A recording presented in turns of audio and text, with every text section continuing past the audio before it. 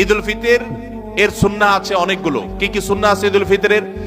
ঈদের চাঁদ ওঠার পর থেকে প্রথম আমল হলো ফিতরা দেওয়া। পরিবারের সবার তরফ থেকে গরিব অভাবী লোকদের কাছে আপনার পরিবারে 5 জন হলে 5 জনের পক্ষ থেকে ফিতরা আপনি খাবার পৌঁছে দিবেন গরিবের বাসায়। এটা হলো প্রথম আমল। দ্বিতীয় হলো ঈদের চাঁদ দেখা গেছে তাকবীর শুরু করবেন, আল্লাহু আকবার আল্লাহু আকবার, লা ইলাহা ইল্লাল্লাহু আল্লাহু আকবার আল্লাহু আকবার ওয়ালিল্লাহিল হামদ। বেশি বেশি করে পড়তে থাকবেন। এটা পুরুষ হোক নারী হোক সবাই, পুরুষ একটু জোরে জোরে, মহিলা একটু আস্তে আস্তে।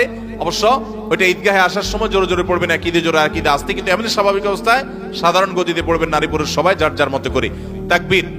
এবং বিশেষ করে এই তাকবীর এটা জিলহজের প্রথম দশকে পুরো দশক ধরেই পড়তে হয়।